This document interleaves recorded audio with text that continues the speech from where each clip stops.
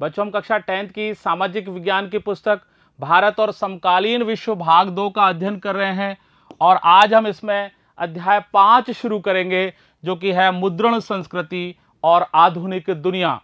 और आज हम जो मुद्रण की शुरुआत हुई थी चीन, जापान और कोरिया में, उससे हम इस अध्याय का प्रारंभ करेंगे। देखिए, मुद्रण संस्कृति और आधुनिक दुनिया, हम हमारे चारों तरफ कोई भी चीज़ें देखते हैं तो उनमें बहुत सारी चीज़ें हमको मुद्रित या छपी हुई चीज़ें दिखती हैं। आप कुछ भी देख लीजिए, कहीं भी नज़र डालिए, चाहे अखबार हो, चाहे पत्र पत्रिकाएं हो, किताबें हो, साहित्य हो, कोई तस्वीर है, कोई भी चीज़ आप देखिए, सारी की सारी चीज़ें मुद्रित या छपी हुई हैं। यानी मुद्रित या छपी हुई चीज़ों के, अगर जो मुद्रित और छपी हुई सामग्री है उसके बिना तो हम इस दुनिया की कल्पना भी नहीं कर सकते कि यानी मुद्रित और छपी हुई चीज़ों के बिना तो ये दुनिया हो ही नहीं सकती। कहीं भी आप देखें आपको मुद्रित चीज़ें जरूर ही दिखाई देंगी। मुद्रित या छपी हुई सामग्री के बगैर दुनिया की कल्पना हमारे लिए बहुत मुश्किल है। अगर हम हमारी नज़र को चारों तरफ दौड़ाएं तो हमको कहीं ना कहीं कुछ ना कुछ हमको मुद्रित या छपी हुई चीज़ जरूर दिखाई देगी। हम अपने चारों तरफ जहां नज़र दौड़ाएं हमें कोई ना कोई छपी हुई चीज़ जरूर दिखाई देगी। आप देखिए, चाहे किताबें हैं, चाहे अखबार है, डायरी है, कैलेंडर है, या कोई सरकारी सूचना है, कोई भी चीज़ें हो, ये बहुत सारी चीज़ें ऐसी हैं जो छपी हुई तो होती हैं, मुद्रित ही तो होती हैं। किताबें, पत्र पत्रिकाएं, अखबार, कैलेंडर, डायरी, सरकारी सूचनाएं, सब छपी हुई चीज़ें हैं। इसके अलावा भी बहुत सारी चीज़ें हैं। कई बार हमारे मेज के ऊपर नाटकों के प्रोग्राम पड़े होते हैं, कार्यक्रम पड़े होते हैं, वो छपे हुए होते हैं। इसके अलावा आप देख लीजिए कि जो बहुत सारी ऐसी चीज़ें हैं, जैसे कि जो मशहूर तस्वीरें होती हैं उनकी नकल की हुई होती है, तस्वीरें लगी हुई होती हैं, वो भी छपी हुई हैं। आप बाजार में जाइए, सड़क के दोनों तरफ आपको विज्ञापन दिखाई देंगे, वो भी छपे हुए हैं, होर्डिंग्स के ऊपर विज्ञापन लगे रहते हैं। इसके अलावा सिनेमा के जो पोस्टर होते हैं, आदि आदि ऐसी बहुत सारी चीज़ें हैं। दुनिया में आप जिधर भी देखिए आपको छपी हुई या मुद्रित चीज़ें ही दिखाई देंगी। इसके अलावा मेज पर पड़े नाटक के प्रोग्राम, मशहूर तस्वीरों की नकलें, सड़क के किनारे लगे विज्ञापन, सिनेमा के पोस्टर, आदि आदि अनेक छपी हुई चीज़ें हम चारों ओर देखते हैं। हम जो साहित्य पढ़ रहे हैं वो भी तो छपा हुआ है, हम जो पेंटिंग देख रहे हैं वो भी तो छपी हुई है, हम जो अखबार पढ़ रहे हैं वो भी छपे हुए हैं। ये सारी की सारी चीज़ें मुद्रित ही हैं। हम छपा हुआ साहित्य पढ़ते हैं, पेंटिंग देखते हैं, अखबार पढ़ते हैं, और सार्वजनिक दुनिया में चल रहे तमाम विवादों का जो हम जायजा ले रहे होते हैं अखबार से या किसी भी प्रिंट मीडिया के द्वारा, तो वो भी तो सारी चीज़ें मुद्रित ही हैं। सार्वजनिक दुनिया में चल रहे तमाम विवादों का जायजा लेते हैं। हम मुद्रित दुनिया के अस्तित्व को मान करके चलते हैं। हम ये मान के चलते हैं कि दुनिया जब शुरुआत हुई तभी से मुद्रित थी। यानी ये तो हमारे लिए सोचना ही बड़ा मुश्किल काम है कि मुद्रण से पहले या छपाई से भी पहले दुनिया रही होगी, उस समय क्या स्थिति रही होगी। हम मुद्रित दुनिया के अस्तित्व को मानकर चलते हैं। यह सोचने की भी जरूरत नहीं पड़ती कि छपाई के पहले भी एक दुनिया थी। कल्पना कीजिए कि जब तक छपाई प्रारंभ नहीं हुई थी उससे पहले दुनिया कैसी रही होगी। कुछ भी छपी हुई चीजें नहीं थी, कुछ भी मुद्रित चीजें नहीं थी, तो दुनिया, ऐसी दुनिया की कल्पना करना कितना मुश्किल काम है। और हम मुद्रण के इतिहास के बारे में तो कभी विचार ही नहीं करते कि इसका कोई इतिहास भी रहा होगा। नहीं है, इसका भी इतिहास है, और इसके जो इतिहास है उसने ही हमारे तरफ जो समकालीन जो दुनिया है उसको आकार दिया है। यानी हमें चारों तरफ जो हमारे बराबर की जो दुनिया दिखाई दे रही है, ये मुद्रण का ही प्रभाव है, ये सारा का सारा प्रिंट का ही प्रभाव है। हम शायद ही महसूस करते हैं कि छपाई का अपना एक इतिहास है, और इसी इतिहास ने हमारे समकालीन जमाने को आकार दिया है। ये हमारे जो समकालीन जमाना हमें चारों तरफ दिखाई देता है, ये मुद्रण के फलस्वरूप ही है। इस अध्याय में हम मुद्रण के इतिहास के बारे में अध्ययन करेंगे, और हम यह भी जानने की कोशिश करेंगे इस इतिहास के अंदर कि कैसे ये मुद्रण का जो सारा का सारा कार्य था वो पहले पूर्वी एशिया से यूरोप में पहुंचा, और फिर यूरोप से वो भारत के अंदर फैला था। यानी ये पूरा का पूरा चक्र या जाल कैसे फैलता चला गया था। इस अध्याय में हम मुद्रण के इसी इतिहास को देखेंगे। साथ ही हम इस इतिहास से यह भी जानेंगे कि किस प्रकार से मुद्रण का कार्य पूर्वी एशिया से शुरू होकर पहले यूरोप में और फिर भारत में फैला था, और इससे जो सामाजिक बदलाव आए थे, बहुत सारे सामाजिक बदलाव आए। जब मुद्रण का कार्य शुरू हुआ था, छपाई का कार्य प्रारंभ हुआ, तो उसके बाद में समाज में बहुत प्रकार के बदलाव आए। इस अध्याय के अंदर हम उन बदलावों के बारे में भी अध्ययन करेंगे। सामाजिक बदलावों से जोड़कर हम इसको पढ़ने की कोशिश करेंगे। इससे सामाजिक जीवन में आए बदलाव से भी जोड़कर समझने की कोशिश करेंगे। देखिए बच्चों, प्रिंट के आने से पहले पुस्तक का निर्माण कैसे किया जाता था। जब तक छपाई नहीं हुई थी, छापे खाने नहीं चलने लगे थे, उससे पहले भी पुस्तकें तो लिखी जाती थी।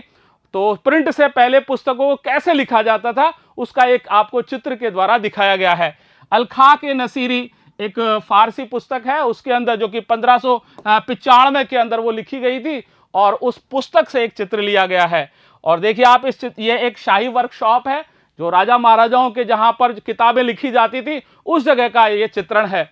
और इस शाही वर्कशॉप के अंदर आप देख रहे हैं कि यहां पर एक तरफ तो यहां पे पाठ को लिखवाने का एक जना बोल रहा है और दूसरा जना उसको लिख रहा है। यहां पे देखिए, यहां पे भी एक जना बोल रहा है और दूसरा जना इसका चित्र बना रहा है। यानी पहले पाठ को लिखाया जाता था और साथ ही चित्र यानी तस्वीर बनाने का काम भी साथ के साथ चलता रहता था। इस प्रकार से किताब का लेखन का काम होता था। यह भारत का एक शाही वर्कशॉप था। आपने अभी जो देखा वो शाही वर्कशॉप था। और यह शाही वर्कशॉप कब था? छपाई का कार्य जब छापे खाने यहां पर आए नहीं थे, छपाई का कार्य जब तक शुरू नहीं हुआ था प्रिंटिंग का, उससे पहले का था। भारत में छपाई आने से काफी पहले का है ये। इसमें कैसे, इसको किताब को कैसे लिखा जाता था? पहले एक जना पाठ को बोलता था, दूसरा फिर उसको लिखता था। ऐसे पाठ को बोल करके लिखवाया जाता था और साथ ही तस्वीरें भी बनाई जाती थी। कोई भी चित्र होते थे, उन चित्रों को भी बनाया जाता था। यहां पर पाठ को पहले बोलकर लिखाया जा रहा है, फिर तस्वीर बनाई जा रही है। इस पुस्तक निर्माण का कार्य था, इसमें दो चीजों का बड़ा महत्व था। एक तो सुलेखन का, यानी सुंदर स्पष्ट लिखने का, बहुत सुंदर तरीके से लिखाई की जाए, और एक चित्रकारी का, यानी जो चित्र बनाते थे तभी तो पुस्तक अच्छी लगती। अगर उसके अंदर सुंदर चित्र है, सुंदर ढंग से लिखा हुआ है, तो पुस्तक अच्छी होती थी। इसलिए इस पुस्तक निर्माण के अंदर सुलेखन और चित्रकारी का बड़ा महत्व होता था। पुस्तक निर्माण में सुलेखन और चित्रकारी का बहुत महत्व था। और लेकिन जब छापे खाने का आविष्कार हो गया और जब छपाई के द्वारा ही लिखाई शुरू हो गई, छपाई के द्वारा ही चित्रकारी शुरू हो गई, फिर इन कलाओं का बाद में क्या हुआ, यह एक बहुत विचारणीय बात है। छापे खाने के आने के बाद इन कलाओं का क्या हुआ, यह सोचने लायक है। अब देखिए, शुरुआती छपी किताबों की बात करें अपन, तो मुद्रण की जो सबसे पहली या पुरानी तकनीक थी वो चीन, जापान और कोरिया के अंदर विकसित हुई थी। इन तीन देशों ने, यानी कि वैसे भी ये पड़ोसी है, चीन, जापान और कोरिया लगभग नजदीक नजदीक के देश हैं, और यहीं पर मुद्रण की जो तकनीक थी यहां से उसकी शुरुआत हुई थी। मुद्रण की सबसे पहली तकनीक चीन, जापान और कोरिया में विकसित हुई थी। ये जो छपाई का काम था, ये कोई मशीन से नहीं बल्कि हाथों के द्वारा ही हो रहा था। यह छपाई हाथ से ही होती थी। अब शुरुआत कैसे हुई? तकरीबन 594 ईस्वी के अंदर चीन के अंदर क्या होता था कि लकड़ी के, यानी काठ के जो ब्लॉक होते थे या तख्ती होती थी, उनके ऊपर शाई लगा दी जाती थी और उसके ऊपर जो पन्ना था उस पन्ने को रगड़ करके छपाई की जाती थी और उससे पुस्तक बनाई जाती थी। यानी जो एक वो काठ का, ऐसे काठ की तख्ती होती थी, उस तख्ती के ऊपर ऐसे कोई चिन्ह या अंक होते थे या कोई शब्द लिखे हुए होते थे, और फिर उसके ऊपर शाई लगा दी जाती थी, फिर उसके ऊपर कागज को यूं रगड़ते थे तो वो उसके ऊपर आ जाता था, और इस प्रकार से प्रिंटिंग का या छपाई का काम होता था। तकरीबन 594 ईस्वी से चीन में काठ के ब्लॉक या तख्ती पर शाई लगाकर कागज को उस पर रगड़कर किताबें छापी जाने लगी थी। अब एक समस्या और थी कि जो कागज थे वो पतले थे, छिद्रित थे, इसलिए उसमें दोनों तरफ एक साथ प्रिंटिंग का काम या छपाई का काम होना बहुत मुश्किल होता था। चूंकि पतले छिद्रित कागज के दोनों तरफ छपाई संभव नहीं थी, इसलिए जो पारंपरिक चीनी किताबें थी वो अकॉर्डियन शैली के हिसाब से बनाई जाती थी। यानी उनके जो किनारे थे उन किनारों को मोड़ लिया जाता था और फिर उनको सिल करके किताबें बनाई जाती थी। इसलिए पारंपरिक चीनी किताब अकॉर्डियन शैली में किनारों को मोड़ने के बाद सिलकर बनाई जाती थी। अकॉर्डियन शैली यानी जो इस प्रकार से जिसको मोड़ते हैं, वाद्य यंत्र भी कई अकॉर्डिंग शैली के हिसाब से काम करते हैं, तो उस हिसाब से इनको मोड़ दिया जाता था इसके किनारों को, और फिर सिल करके और उस हिसाब से वहां पर चीनी किताबें बनाई जाती थी। किताबों का जो सुलेखन करते थे, यानी जो सुंदर सुंदर राइटिंग में उसको लिखते थे, वो दक्ष सुलेखक कहलाते थे, या उनको खुशखत भी कहते थे, यानी अच्छा लिखने वाला, जिनका खत बहुत अच्छा हो, या दक्ष सुलेखक, यानी जो लिखने में, जो बहुत सुंदर लिखाई करने में बहुत दक्ष हो, वो दक्ष सुलेखक कहलाते थे। किताबों का सुलेखन करने वाले लोग दक्ष सुलेखक या खुशखत होते थे, और ये अपने हाथ से बड़े सुंदर सुडौल अक्षरों को लिखते थे, सही सही लिखते थे, कोई भी गलती नहीं हो जाए इस बात का भी वो ध्यान रखते थे, और बहुत सजा करके कलात्मक तरीके से अक्षरों को लिखते थे। ये हाथ से बड़े सुंदर सुडौल अक्षरों में सही कलात्मक लिखाई करते थे। अब देखिए चीन में 16वीं शताब्दी तक क्या था मुद्रण का मामला, उसको हम अध्ययन करेंगे। एक बहुत लंबे अरसे तक तो जो मुद्रण की जो सामग्री का उत्पादन सबसे ज्यादा चीनी राजतंत्र के द्वारा हो रहा था, यानी चीन का जो राजतंत्र था वो सबसे ज्यादा मुद्रण का काम करवा रहा था। एक लंबे अरसे तक मुद्रित सामग्री का सबसे बड़ा उत्पादक चीनी राजतंत्र था। कारण क्या था कि वहां पर सिविल सेवा परीक्षा होती थी, और उस सिविल सेवा परीक्षा के अंदर जो नौकरशाह भर्ती होते थे उसके लिए इन कागजों का चाहिए होता है, मुद्रण संबंधी सामग्री की आवश्यकता होती थी। और ये नौकरशाही जो थे वो बहुत ज्यादा मात्रा में थे, विशालकाय नौकरशाही थी चीन के अंदर। सिविल सेवा परीक्षा से नियुक्त चीन की नौकरशाही भी विशालकाय थी। इन सिविल सेवा परीक्षाओं का आयोजन कराने के लिए चीन जो था वो बहुत सारी किताबों को छपवाता था, बहुत ज्यादा मात्रा में, क्योंकि उपलब्ध कराता था उनको पढ़ने के लिए किताबों को। चीनी राजतंत्र इस परीक्षाओं के लिए बड़ी तादाद में किताबें छपवाता था। फिर क्या हुआ अचानक कि 16वीं शताब्दी के अंदर इस परीक्षा को देने वालों की तादाद बहुत ज्यादा बढ़ गई। अब जब तादाद परीक्षा देने वालों की बढ़ गई तो फिर किताबों की तादाद भी बहुत ज्यादा बढ़ गई, बहुत ज्यादा मात्रा में किताबें छपने लग गई थी। 16वीं सदी में परीक्षा देने वालों की तादाद बढ़ी, लिहाजा छपी किताबों की मात्रा भी उसी अनुपात में बढ़ गई थी। अब 17वीं सदी में चीन के बारे में हम देखते हैं क्या हुआ। 17वीं शताब्दी के अंदर क्या हुआ कि जो चीन की जो शहरी संस्कृति थी, यानी जो शहरों में रहने वाले लोग थे, वो काफी फलने फूलने लगी थी, अच्छे खाने पीने बढ़िया स्थिति में आ गए थे, और इसलिए वो छापे खाने का जो छपाई का इस्तेमाल था उसमें भी काफी बदलाव आ गया था लोगों के इंटरेस्ट के हिसाब से, क्योंकि लोग पढ़ने लिखने लग गए थे, पढ़ाई की रुचि हो गई थी, और इस कारण से जो छपाई के विषय थे वो बदल चुके थे। अब जो छपाई का जो विषय थे वो नए विषय आ चुके थे। 17वीं सदी तक आते आते चीन में शहरी संस्कृति के फलने फूलने से छपाई के इस्तेमाल भी में विविधता आई, अनेक प्रकार की चीजों की छपाई होने लग गई थी। और अब मुद्रित सामग्री थी, यानी पहले जो मुद्रित सामग्री थी उसको केवल विद्वान और अधिकारी लोग ही उसके उपभोक्ता होते थे, अब ऐसा नहीं था, अब यह फैल चुका था, अब बहुत सारे लोग इसके उपभोक्ता हो चले थे। अब मुद्रित सामग्री के उपभोक्ता सिर्फ विद्वान और अधिकारी ही नहीं रह गए थे, व्यापारी भी अपने रोजमर्रा का जो उनका कार्य होता था, और जैसे कोई भी जानकारियां उनको लेनी होती थी तो उसके लिए वो मुद्रित सामग्री का खूब उपयोग करने लगे थे। व्यापारी अपने रोजमर्रा के कारोबार की जानकारी लेने के लिए मुद्रित सामग्री का इस्तेमाल करने लगे थे। पढ़ना एक शगल बन गया था, लोगों का शौक हो गया था, सब पढ़ना चाहते थे, आदतें बना ली थी, पढ़ना एक शगल भी बन गया था। और अब जो नया पाठक वर्ग आया था उसकी अनेक प्रकार की रुचियां थी, वो काल्पनिक कथाओं को पढ़ना चाहते थे, वो आत्मकथाओं को पढ़ना चाहते थे, वो कविताओं को पढ़ना चाहते थे, वो साहित्य को पढ़ना चाहते थे, वो संस्कृति को पढ़ना चाहते थे, ऐसी अनेक चीजें थी। वो रूमानी नाटकों को पढ़ना चाहते थे, शास्त्रीय और साहित्य की जो कृतियां थी उनको वो बहुत ज्यादा पसंद करने लगे थे। इस प्रकार से जो लोगों के शौक थे, जो पढ़ाई के प्रति लोगों के शौक थे, वो अनेक प्रकार के हो गए थे, इसलिए अनेक प्रकार की कृतियों की आवश्यकता महसूस की जाने लगी थी। नए पाठक वर्ग को काल्पनिक किस्से उसको अच्छे लगते थे पढ़ने में, कविताएं अच्छी लगती थी, आत्मकथाएं अच्छी लगती थी, रूमानी नाटक पढ़ना वो पसंद करते थे, शास्त्रीय और साहित्यिक कृतियों के संकलन भी उनको बहुत ज्यादा पसंद आने लग गए थे। इसलिए इस प्रकार की किताबें छपवाना अब बहुत ज्यादा आवश्यक हो गया था। और अमीर घरों की जो महिलाएं होती थी जो अब पढ़ने लग गई थी, वो भी खूब पढ़ाई लिखाई करने लग गई थी, और स्वरचित वो नाटक, गीत, काव्य जो भी वो खुद लिखती थी उनको भी वो छपवाने लग गई थी।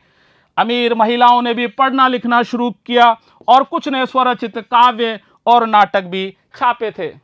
और बच्चों जो पढ़ने की जो नई संस्कृति आई थी, ये नई तकनीक के साथ आई थी। पढ़ने की ये नई संस्कृति एक नई तकनीक के साथ आई थी। 19वीं शताब्दी के अंत में क्या हुआ था कि जो पश्चिमी शक्तियां थी, उन्होंने हमारे जो दक्षिणी पूर्वी एशिया के अंदर अपनी चौकियां स्थापित कर दी थी। और वो जब यहाँ पर चौकियों के अंदर आकर के रहने लगे, यहाँ पर अपना पूरी तरफ नियंत्रण करने लगे, तो वहाँ पर वो मुद्रण संबंधी जो सामग्री थी वो भी उन्होंने आयात करा ली थी। यानी जो मशीनी प्रेस थी उनकी, वो भी उन्होंने वहाँ पर मंगवा ली थी। 19वीं सदी के अंत में पश्चिमी शक्तियों द्वारा अपनी चौकियां स्थापित करने के साथ ही पश्चिमी मुद्रण तकनीकी और मशीनी प्रेस का यहाँ आयात भी हुआ था। और पश्चिमी शैली के जो स्कूल थे, उन स्कूलों को जरूरतों के हिसाब से शंघाई जो था वो प्रिंट संस्कृति का एक केंद्र बन गया था, बड़ा केंद्र बन गया था। यानी जो शंघाई के अंदर प्रिंटिंग का काम बहुत ज़्यादा मात्रा में होने लग गया था। और जो पश्चिमी संस्कृति के जो वहाँ स्कूल खुल गए थे, उन स्कूलों के अंदर बहुत ज़्यादा मात्रा में मुद्रण की आवश्यकता थी। शंघाई से उसका कार्य होता था, पश्चिमी शैली का भी होता था और यहाँ का भी होता था, तो वो संस्कृति का एक बड़ा केंद्र बन गया था। पश्चिमी शैली के स्कूलों की ज़रूरतों को पूरा करने वाला शंघाई प्रिंट संस्कृति का एक नया केंद्र बन गया था। लेकिन अब एक बात विशेष ये हो चुकी थी, अब हाथ की छपाई नहीं बल्कि मशीनों के द्वारा छपाई होने लग गई थी, क्योंकि छपाई की बहुत ज़्यादा आवश्यकता थी, मशीनें ही उसकी पूर्ति कर सकती थी। हाथ से छपाई अब बिल्कुल बंद हो चुकी थी। हाथ की छपाई की जगह अब धीरे धीरे मशीनी या यांत्रिक छपाई ने ले ली थी। मशीनों के द्वारा छपाई होना प्रारंभ हो गया था। अब देखिए जापान में मुद्रण का प्रारंभ कैसे हुआ और वहां पर मुद्रण का काम कैसे चला, इस बारे में देखते हैं। हमने पहले चीन के बारे में देखा, अब जापान के बारे में अध्ययन करते हैं। 16वीं और 17वीं शताब्दी में हमने चीन के बारे में अध्ययन किया था। जो चीन के बौद्ध प्रचारक थे, बौद्ध धर्म का प्रचार करते थे, जो वो 768 से 770 के आसपास वो जापान में पहुंचे। और जापान में जब वो गए थे तो अपने साथ में छापने की जो तकनीक थी, छपाई की जो तकनीक, उसको भी वो साथ लेकर के गए थे, क्योंकि चीन के अंदर तो छपाई की तकनीक पहले ही विकसित हो चुकी थी। चीनी बौद्ध प्रचारक 768 से 770 ईस्वी के आसपास छपाई की तकनीक लेकर जापान आए थे। और देखिए आप, जापान की जो सबसे पुरानी छपी हुई किताब थी वो डायमंड सूत्र थी, और वो 868 के अंदर सबसे पहले छपी थी। यानी वो गए उसके लगभग 100 साल बाद में। जापान की सबसे पुरानी छपी पुस्तक डायमंड सूत्र है, जो 868 ईस्वी में छपी थी। इस पुस्तक के एक तरफ पाठ थे तो एक तरफ काठ पर चित्र बने हुए थे। इसमें पाठ के साथ साथ काठ पर खुदे चित्र हैं। आप देखिए, डायमंड सूत्र का एक पन्ना यहां पर दिखाया हुआ है, जो काठ के ऊपर चित्र बनाए गए थे। एक तरफ तो पाठ होता था और दूसरी तरफ काठ यानी लकड़ी के ऊपर चित्र बनाए हुए थे। तो ये जापान की एक तकनीक थी, चित्र के द्वारा वो पढ़ाई वाली, जो किस पुस्तक वाली जो उनकी तकनीक थी, उस तकनीक का वो बताया गया है। डायमंड सूत्र पुस्तक का एक ये पन्ना है। ये जो इसके अलावा भी जापान के अंदर जो तस्वीरें बहुत दूसरी चीजों पर भी छपती थी, जैसे कपड़ों के ऊपर तस्वीरें छपती थी, ताश के पत्तों के ऊपर तस्वीरें छपती थी, कागज के नोटों के ऊपर भी तस्वीरें छपती थी। जापान में अनेक अलग अलग चीजों के ऊपर भी तस्वीरें छपने लगी थी। तस्वीरें अक्सर कपड़ों, ताश के पत्तों और कागज के नोटों पर बनाई जाती थी। और मध्यकालीन जापान के अंदर कवि भी छपने लगे थे, तो गद्यकार भी छपने लगे थे। कहने का मतलब है, जो कवि की कविताएं भी छपने लगी थी, तो जो गद्य भाग थे, कहानी, किस्से, वो भी सब छपने लग गए थे। और जो किताबें थी वो बहुत सस्ती और सुलभ थी, यानी ज़्यादा महंगी नहीं थी और आराम से मिल जाती थी। मध्यकालीन जापान में कवि भी छपते थे और गद्यकार भी, और किताबें सस्ती और सुलभ थी। अब देखिए 18वीं सदी के अंत में क्या हुआ। 18वीं सदी के अंत में एदो, जिसको अब हम टोक्यो कहते हैं, वहां के जो शहरी इलाके की चित्रकारी को देखने से जो शहरी संस्कृति के बारे में पता लगता है। वहां की जो शालीन शहरी संस्कृति थी, बहुत शालीन थी, सभ्य संस्कृति थी, वो हमको उस चित्रकारी को, जो शहरी इलाके के जो चित्रकार हैं उन्होंने चित्र बनाए, और उन चित्रों को देखने से हमको टोक्यो की, जो वर्तमान में टोक्यो है, पहले एदो शहर के नाम से जाना जाता था, उसकी शालीन शहरी संस्कृति का पता लगता है। 18वीं सदी के अंत में एदो में, जिसको वर्तमान में टोक्यो कहते हैं, कि शहरी इलाके की चित्रकारी में शालीन शहरी संस्कृति का पता लगता है। और इस टोक्यो की जो चित्रकारी है, इस चित्रकारी को देखने पर हमको वहाँ चाय घरों के मजमे भी देखने को मिलते हैं, तो कलाकारों के भी चित्र हैं, तो तवायफों के भी चित्र हैं, उसमें विभिन्न प्रकार के चित्रों को देखा जा सकता है। तो क्योंकि इस चित्रकारी में हम चाय घर के मजमों, कलाकारों और तवायफों को देख सकते हैं। और हाथ से मुद्रित भी तरह तरह की सामग्रियां थी, हाथ से मुद्रित तरह तरह की सामग्रियां थी, जैसे महिलाओं से संबंधित चीजें भी थी, तो संगीत के साजो सामान की भी पुस्तकें थी, तो हिसाब किताब लिखने जो जिनके अंदर हिसाब किताब लिखे गए थे वो भी पुस्तकें थी, और चाय के अनुष्ठानों से संबंधित चित्र और पुस्तकें भी थी, और फूल साजी जिनमें फूलों से संबंधित कोई चीज बातें थी, उनको फूल बनाने से संबंधित बातें थी वो भी, या फूल से जो सजावट के काम होते थे उनकी पुस्तकें थी, शिष्टाचार और रसोई पर लिखी हुई किताबें भी थी। ऐसी विभिन्न प्रकार की किताबों से वहाँ के पुस्तकालय और दुकानें सब अटी पड़ी थीं, यानी विभिन्न विषयों के ऊपर किताबें लिखी गई थीं, चाहे वो महिलाओं पर हो, चाहे वो संगीत पर हो, चाहे वो शिष्टाचार पर हो, चाहे वो रसोई घर पर हो, विभिन्न अनेक चाय के अनुष्ठानों पर हो, अनेक विषयों के ऊपर किताबें लिखी गई थी। और जापान के जो बड़े बड़े जो पुस्तकालय थे और वहाँ की जो दुकानें थी वो इन किताबों से, पुस्तकों से बिल्कुल अट गई थी, भर गई थी। अब देखिए कितागावा उतामारो के बारे में हम देखते हैं। ये उतामारो जो थे वो 1753 में एदो यानी टोक्यो के अंदर ही पैदा हुए थे। एदो में पैदा हुए उतामारो थे, और उन्होंने उकियो नाम की एक चित्रकला शैली विकसित करने में अपना बहुत बड़ा योगदान दिया था। कौन सी? उकियो, जो कि तैरती दुनिया के चित्र थे उसके अंदर, और एक नई वो थी चित्रकला शैली, उस शैली को विकसित करने के अंदर ये उतामारो का बड़ा योगदान था। ये शैली क्या थी? नई चित्रकला शैली में अहम योगदान किया था, और इसके अंदर शहरी जीवन का जो चित्रण था उसको दिखाया गया था। यानी शहरों के जो चित्र थे विभिन्न प्रकार के, जैसे आजकल तो हम फोटोग्राफी करते हैं, उस समय चित्र बनाए जाते थे, तो आम शहरी जीवन का जो चित्रण था उसको इन चित्रों के अंदर दिखाया गया था, जिसमें आम शहरी जीवन का चित्रण किया गया था। अब जो इसकी छपी हुई जो चित्र थे वो यूरोप में और अमेरिका में अनेक स्थानों पर वहां पहुंचे, और वहां के जो बड़े बड़े चित्रकार थे उन्होंने जब उन चित्रों को देखा तो वो भी उनको देख करके बड़े प्रभावित हुए थे। इनकी छपी प्रतियां यूरोप और अमेरिका पहुंची, और माने मोने और वान गॉग जैसे चित्रकारों को भी बहुत प्रभावित किया था। इन प्रतियों ने जो छप के प्रतियां गई थी यूरोप में और अमेरिका में, उससे बड़े बड़े चित्रकार थे माने मोने और वान गॉग, ये भी उससे बड़े प्रभावित हुए। अब देखिए आगे क्या हुआ। सुताया जुजाबोरो ये बड़े एक प्रकाशक थे, पब्लिशर, जो चीजों को छापते हैं, मुद्रण का काम करते हैं। इन्होंने अलग अलग विषय वस्तुओं को देख करके कलाकार छांटे, और उन कलाकारों से कहा कि भाई तुम इसके ऊपर चित्र बनाओ, इनका रेखांकन कीजिए।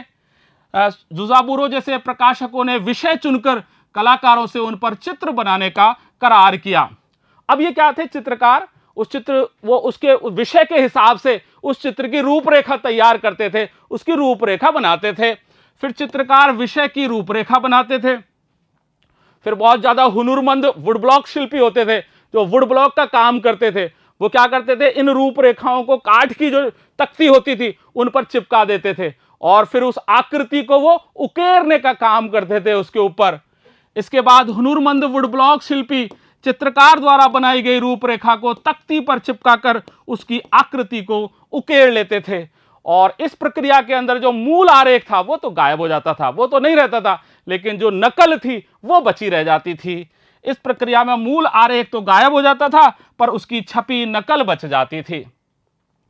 अब देखिए कितागावा उतामारो की एक उकियो रचना यहां पर दिखाई गई है। इस प्रकार की रचनाएं वो बनाते थे जो विश्व प्रसिद्ध थी, सब जगह बहुत प्रभावित किया था इसने लोगों को। अब देखिए एक ये भी चित्र है, सुबह के नजारा का चित्र है, जो सुबह का चित्र है, जापान की जो प्रातः काल है, स्वयं जो सुबह का चित्र दिखाया गया है, और इसके रचयिता शुनमन कुमो है, जो कि 18वीं सदी के अंत का ये चित्र है। सुबह प्रातः काल जापान के अंदर जो कुछ भी क्रियाकलाप हो रहे हैं उनको इसके अंदर दिखाया गया है। अब देखिए त्रिपिटिका कोरियाना, यहां पर आपको वुड ब्लॉक्स के अंदर कुछ दिखाई दे रहा है, यानी ये जो त्रिपिटक थे, बौद्ध धर्म के त्रिपिटकों को इसके अंदर मुद्रित किया गया है, और ये कोरिया के अंदर है। त्रिपिटक यानी जो उसके सुत्त पिटक, धम्म पिटक, अभिधम्म पिटक और विनय पिटक थे बौद्ध धर्म के, उनके मुद्रण का कार्य कोरिया के अंदर हुआ था, जिनको त्रिपिटिका कोरियाना कहा गया था। और ये जो त्रिपिटिका कोरियाना क्या है? बौद्ध ग्रंथों का कोरियाई संग्रह है, यानी कोरिया के अंदर उन्होंने बौद्ध ग्रंथों का जो संग्रह किया उस समय, उसको इसके अंदर दिखाया गया है। त्रिपिटिका कोरियाना बौद्ध ग्रंथों का कोरियाई संग्रह है। अब ये कब हुआ था? 13वीं शताब्दी के मध्य के अंदर जो इन वुड ब्लॉक्स मुद्रण के द्वारा इनका संग्रह किया गया था।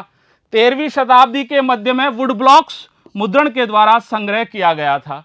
इसमें क्या किया गया था कि जो बौद्ध ग्रंथ थे उनको इन वुड ब्लॉक्स के ऊपर उकेरा गया था, बौद्ध ग्रंथों को। और ये वुड ब्लॉक्स कितने थे? 80,000 वुड ब्लॉक्स के ऊपर उन बौद्ध ग्रंथों को उकेरने का काम किया गया था।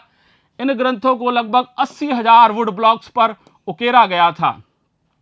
और फिर 2007 के अंदर UNESCO memory of world register के अंदर इसको अंकित कर दिया गया था। यानी जो ऐसी मशहूर, जो बहुत ऐसी चीजें होती हैं जिनको याददाश्त से संबंधित चीजें होती हैं, उनको UNESCO memory of world register के अंदर उनको अंकित कर दिया जाता है, तो उसमें भी इसको अंकित किया गया। इन्हें 2007 में UNESCO memory of the world register में अंकित किया गया। और इस प्रकार से बच्चों हमने आज मुद्रण की जो प्रारंभिक स्थिति है उसके बारे में अध्ययन किया। हमने देखा कि किस प्रकार से मुद्रण का कार्य चीन से प्रारंभ होकर के और फिर जापान और फिर कोरिया के अंदर भी पहुंचा। और अब अगले वाले भागों के अंदर हम यूरोप के बारे में अध्ययन करेंगे कि यानी ये जो मुद्रण का कार्य था वो यूरोप में कैसे आया। और आज हम यहीं विराम लेते हैं और अगले भाग के अंदर यूरोप में मुद्रण का आना, इस पर हम अध्ययन करेंगे। धन्यवाद।